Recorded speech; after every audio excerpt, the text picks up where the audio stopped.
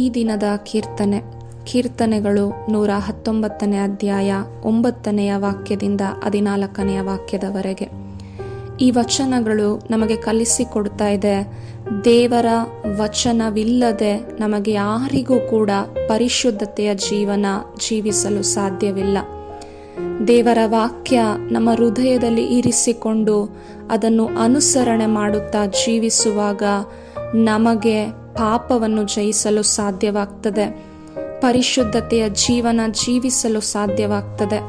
ಏಕೆಂದರೆ ಹಳೆಯ ಒಡಂಬಡಿಕೆಯ ಜೋಸೆಫನ ಜೀವಿತವನ್ನು ನಾವು ಧ್ಯಾನಿಸುವಾಗ ಜೋಸೆಫರಿಗೆ ಶೋಧನೆಗಳು ಬಂತು, ಪಾಪದ ಪ್ರೇರಣೆ ಬಂತು.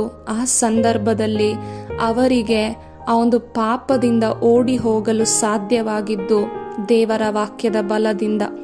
ಆದ್ದರಿಂದ ಈ ದಿನದಲ್ಲಿ ನಾವೆಲ್ಲರೂ ಕೂಡ ಪ್ರಾರ್ಥಿಸೋಣ. ಕೀರ್ತನೆ 119 ಅಧ್ಯಾಯ 12 ವಚನ ಹೇಳುವಂತೆ, ನಿನ್ನ ಆಜ್ಞೆಗಳನ್ನು ಕಲಿಸು ಎನಗೆ. ಈ ದಿನ ನಾವು ಕೂಡ ಕೇಳೋಣ, ದೇವರೇ ನಿಮ್ಮ ವಚನಗಳನ್ನು ನನಗೆ ಕಲಿಸಿಕೊಡಿ, ಈ ವಾಕ್ಯವನ್ನು ನನ್ನ ಹೃದಯದಲ್ಲಿ ಇರಿಸಿಕೊಂಡು ಜೀವಿಸಲು ನನಗೆ ಕಲಿಸಿಕೊಡಿ ಎಂಬುದಾಗಿ ನಾವು ಪ್ರಾರ್ಥನೆ ಮಾಡೋಣ. ದೇವರಿಗೆ ಸ್ತೋತ್ರ. Praise the lord.